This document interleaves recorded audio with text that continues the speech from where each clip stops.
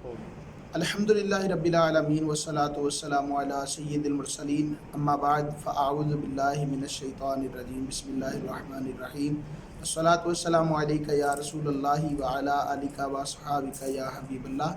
اللہ تبارک و تعالیٰ نے مسلمان پر مختلف عبادتیں فرض کی ہیں، انہی میں سے ایک عبادت روزہ بھی ہے، اور روزہ رکھنے والے کے لیے ضروری ہے کہ وہ روزہ رکھنے کے مسائل کو بھی سیکھے۔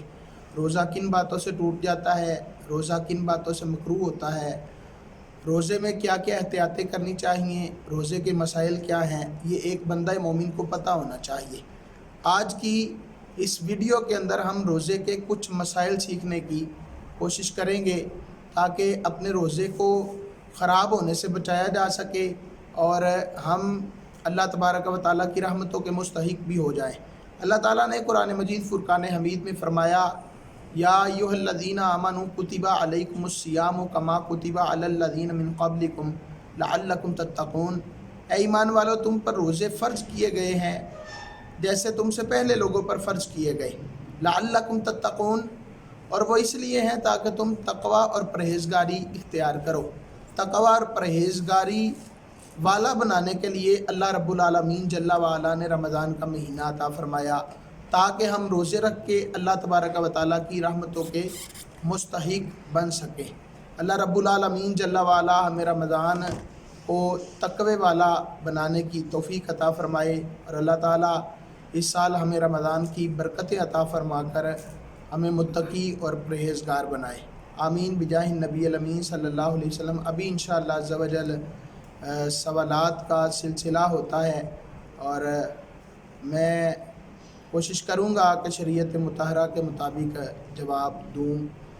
اگر صحیح ہوا تو اللہ تعالیٰ مجھے اجر عطا فرمائے، اور جو کچھ غلط ہوا تو آپ میری اصلاح بھی کر سکتے ہیں، اور اس کے ساتھ ساتھ توبہ انشاءاللہ عز و جل میں کروں گا، اور اللہ تبارک و تعالیٰ نے چاہا تو آپ مجھے کوئی ضد کرنے والا نہیں پائیں گے، اور اگر کوئی غلطی ہو جائے تو یہ میرے نفس کی کوتاہی ہوگی۔ اللہ رب العالمین جل وعلا ہر عیب سے پاک ہے۔ اللہ تعالیٰ ہمیں عمل کی توفیق عطا فرمائے۔ سوال یہ ہے کہ بواسیر کا ایک مریض ہے، جب وہ قضائے حاجت کے لیے جاتا ہے تو قضائے حاجت مکمل نہیں ہو پاتی اور قبض کا شکار ہو جاتا ہے، اور اگر قضائے حاجت سے پہلے ڈابر لال منجن استعمال کر لے تو وہ مکمل قضائے حاجت ہو جاتی ہے۔ تو کیا مکمل قضائے حاجت کے لیے روزے کی حالت میں بواسیر کا ایسا مریض ڈابر لال منجن استعمال کر سکتا ہے؟ جو آپ عنایت فرما دیں۔ مذکورہ صورت میں اگر ایسی بیماری ہے اور ڈابر لال منجن استعمال کیے بغیر یہ سارا معاملہ سر انجام نہیں پاتا تو صرف اتنی سی اجازت ہے کہ بڑی احتیاط کے ساتھ وہ اپنے دانتوں وغیرہ پر منجن کر سکتا ہے کہ منجن کا کوئی ایک ذرہ بھی اس کے حلق سے نیچے نہ اترے۔ ہاتھ کی ہتھیلی پر منجن رکھ لے، تھوڑا پانی ڈال کے اس کو دانتوں وغیرہ پر اچھے طریقے سے مل لے، لیکن اس کا کوئی ذرہ بھی اگر حلق سے نیچے گیا اور روزہ ہونا یاد تھا تو اس صورت میں روزہ ٹوٹ جائے گا۔ اچھا، کوئی اگر روزے کی حالت میں کرے تو پھر تو روزہ ٹوٹ جائے گا، تو کیا اگر روزے کا ٹائم ہو، مثال کے طور پہ 15-20 منٹ ہیں تو پھر وہ کر لیتا ہے تو کیا پھر بھی روزہ ٹوٹ جائے گا؟ نہیں، دیکھیں، اگر تو سحری کا کچھ ٹائم ابھی باقی ہے اور اس نے کیا ہے تو پھر تو کوئی حرج نہیں ہے کہ اس میں وہ کر سکتا ہے۔ حلق سے نیچے ذرات چلے گئے ہیں تو پھر بھی جائز ہے، کیونکہ ابھی اس کو کھانے پینے کی اجازت تھی۔ لیکن اگر افطاری کا وقت آ گیا اور چند منٹ باقی ہیں اور اس میں وہ کرتا ہے تو اس میں بھی یہ احتیاط کرنی پڑے گی کہ کوئی بھی ذرہ حلق سے نیچے نہیں جائے گا۔ اگر روزہ ہونا یاد ہوا اور کوئی ذرہ حلق سے نیچے چلا گیا تو روزہ ٹوٹ جائے گا۔ اچھا، پھر یہ بھی ٹھیک ہے۔ اور اگر روزے کا ٹائم کچھ باقی ہے، روزہ بند ہونے کا ٹائم کچھ باقی ہے، سحری کا ٹائم ختم ہونا ہے، یعنی اس کو پتہ ہے کہ 15-20 منٹ ہیں تو پھر وہ کر لے تو اس کا ذائقہ منہ میں رہے، تو اس کے بارے میں کیا حکم ہے؟ ذائقہ منہ میں رہنا جو ہے یہ روزے کو کوئی نقصان نہیں پہنچاتا، لیکن اس میں یہی ہے کہ کوئی ذرات وغیرہ موجود نہ ہو جو حلق سے نیچے اتر جائیں۔ اگر کوئی چیز کھائی تھی اور اس کا کچھ ذائقہ وغیرہ منہ میں باقی رہ گیا ہے تو اس سے روزے پہ کوئی اثر نہیں پڑتا۔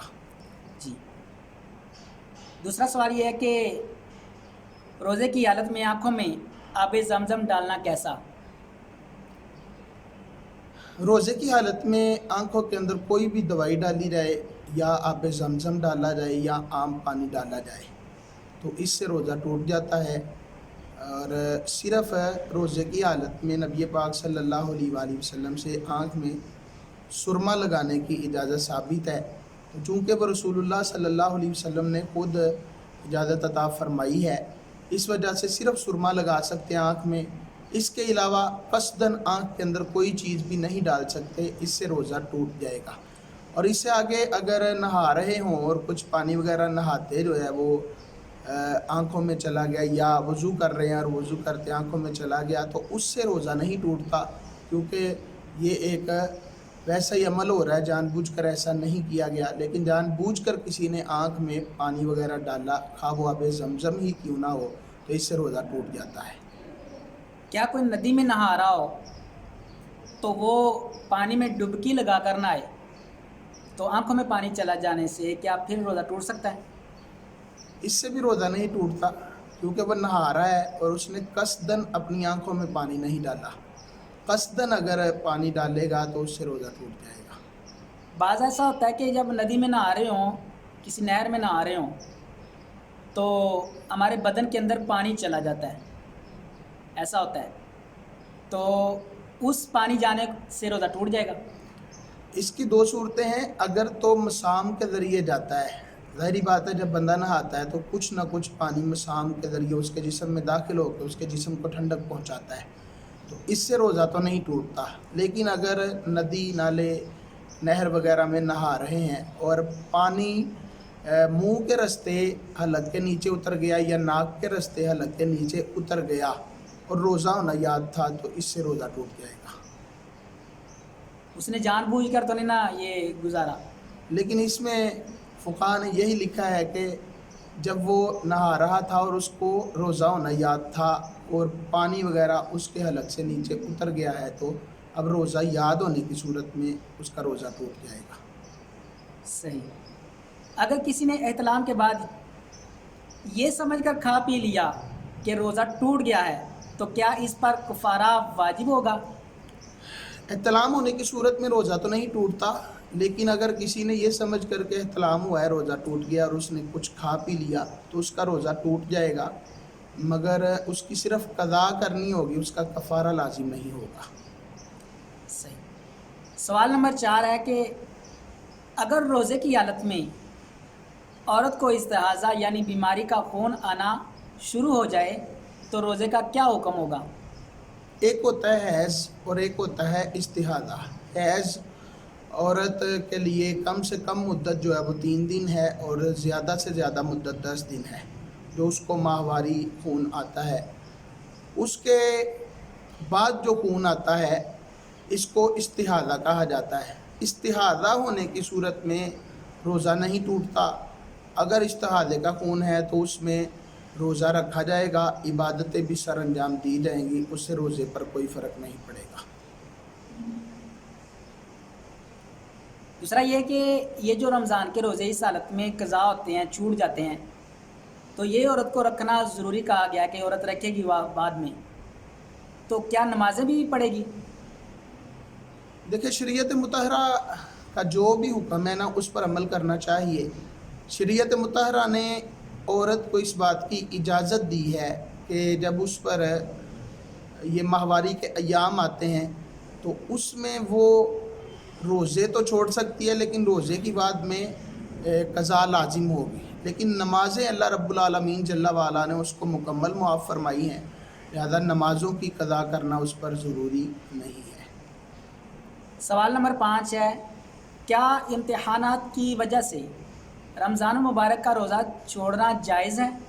جی نہیں، امتحانات کی وجہ سے رمضان المبارک کا روزہ نہیں چھوڑ سکتے۔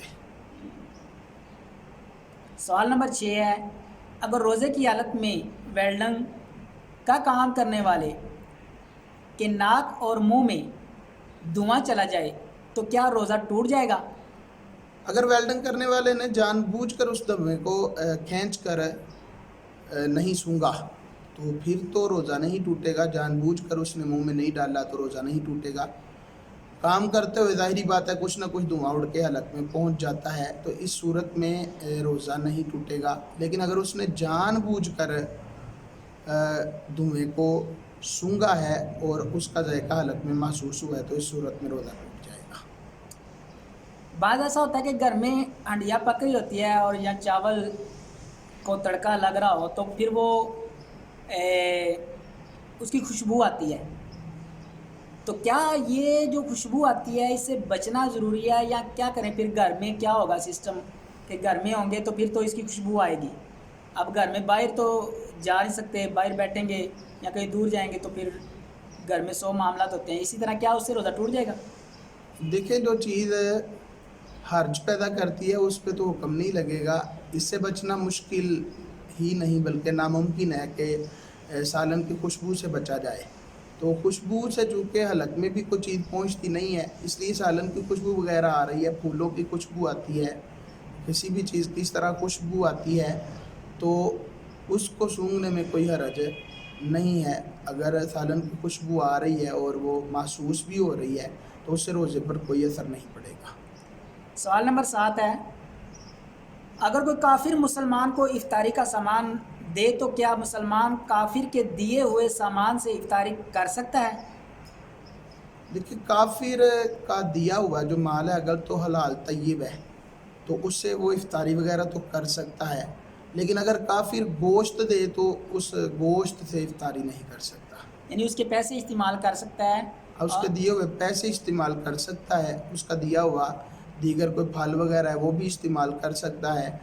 لیکن اگر اس نے گوشت وغیرہ دیا ہے تو وہ استعمال نہیں کر سکتا. سوال نمبر 8 ہے، روزے کی حالت میں زخم پر مرم اور دوا وغیرہ لگانا کیسا؟ لگا سکتے ہیں، کوئی حرج نہیں ہے. سوال نمبر 9 ہے، کیا روزے کی حالت میں لکوریا آنے سے روزہ ٹوٹ جاتا ہے؟ روزے کی حالت میں لکوریا آنے سے روزہ نہیں ٹوٹتا. تو کیا یہ جیسے ناک گلے وغیرہ میں بلغم وغیرہ آ جاتی ہے تو یہ اندر لے جانے سے روزہ بھی ٹوٹ جائے گا یا نہیں؟ نہیں، اس سے بھی روزہ نہیں ٹوٹے گا. خواہ کتنی ہی بلغم کیوں نہ آ جائے اس کو دوبارہ اندر لے گئے تو روزہ نہیں ٹوٹے گا.